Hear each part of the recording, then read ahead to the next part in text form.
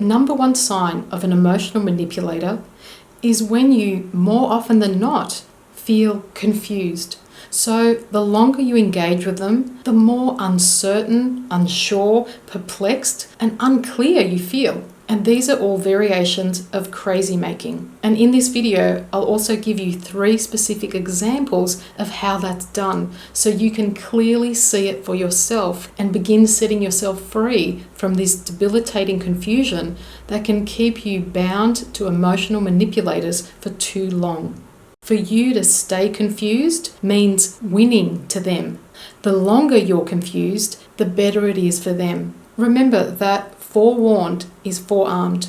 If you can identify this pattern of behavior sooner, you won't be reeled in and thus avoid getting emotionally manipulated or involved with an unscrupulous character whose aim is to exploit you somehow.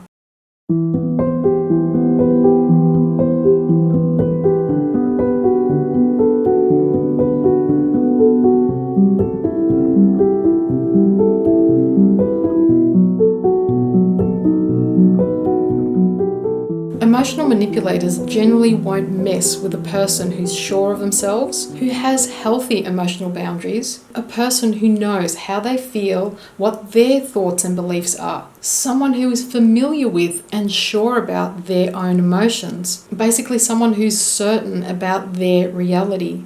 Self-doubt puts you in a position of vulnerability, and an emotional manipulator sees it as an opportunity to lead you astray. Emotional manipulators know that being emotionally invested in them or the relationship or situation blurs your vision. It disables you from clearly identifying behavior that is plain wrong, hurtful, dangerous, or is beneficial to their agenda. So they cunningly utilize emotions to get you to do or not do something. And emotional manipulation is cleverly utilized by the media, in politics, where they consider emotions more like tools. In personal relationships, emotional manipulators know if you're emotionally hooked, you're more likely to excuse, minimize, or justify their questionable behavior.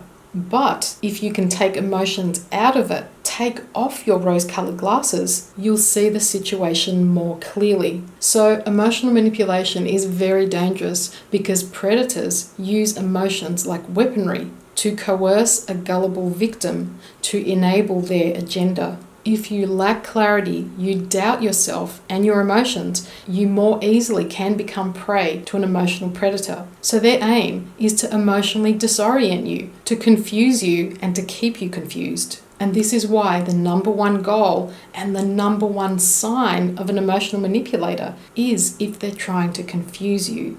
In your weakened, uncertain state, they can alter your perception and manipulate your free will.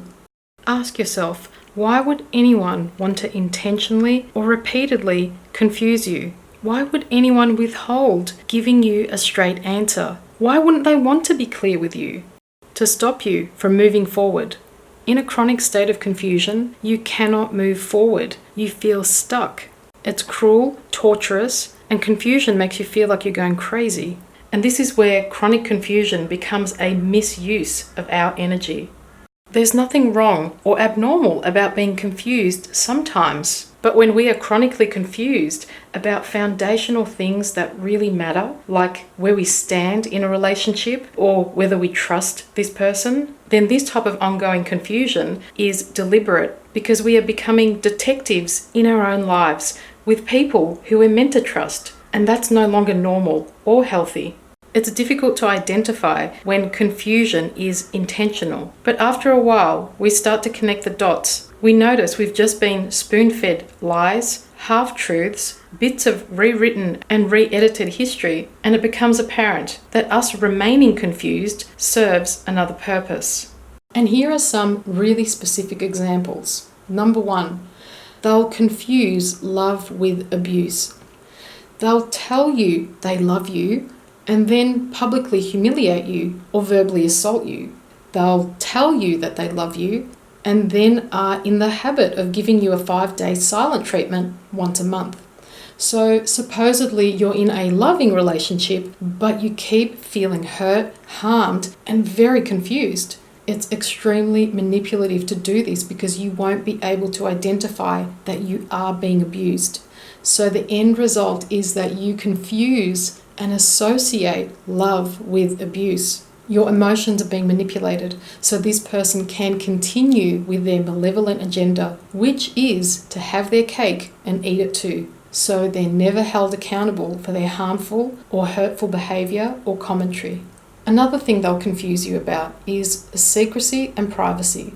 And I made a video specifically about this that you can watch here. They may tell you, if you loved me, you'd keep this private, hush hush. So fill in the gaps. An act of infidelity, deception of some sort, criminal act. But it's not private. They're manipulating you to keep a dirty secret. They know it's going to make you feel very uncomfortable because you have a conscience. They don't. So they'll intentionally confuse you about secrecy, manipulate you to believe it's privacy. No, it's not. Privacy is used to protect something. Secrecy is intended to hide something. So you assume that you're protecting their good reputation, their job, or the sanctity of your relationship, when all you're doing is keeping a secret that ensures their wrongful behavior continues. Yet again, they will never be held accountable, least of all by you, the unsuspecting victim / unknowing participant in their lie. And to amplify the clarity even further regarding secrecy versus privacy, there's yet another underlying agenda when this is done. They're wanting to create the illusion of some sort of intimate bond where you both share a very special something between you. But expecting you to keep a secret that you don't feel comfortable about is not intimate because it causes you to back away from them. It creates mistrust, not closeness or intimacy of any kind. And by keeping you confused and in this state of discomfort, it means they have power over you. And getting really clear about this means that you know how to get your power back. The third thing they'll confuse you about is right and wrong. Emotional manipulators have a devious way of watering down, minimizing the wrongness of their actions or behavior. They'll say things like, "Oh, you're overreacting. You're too sensitive," implying that your emotional gauge is incorrectly ringing alarm, that there's something wrong with your moral compass. They may also compare themselves or what they did to someone who did or said something even worse to make themselves look better or not as bad. So this cushions their wrongdoing and minimizes your reaction. For example, "I only had an affair twice, not like your sister, who we all know has had endless affairs." And another example could be, "I only spent $500, so what if it was rent money? Your brother is a gambler who lost their children's college fund." So you see the intention behind those excuses, yeah? You can sense that very defensive undercurrent as they divert from what they did. And suddenly, in that context, when compared to something or someone significantly worse, you start feeling confused and wonder whether you really are making a big deal out of nothing.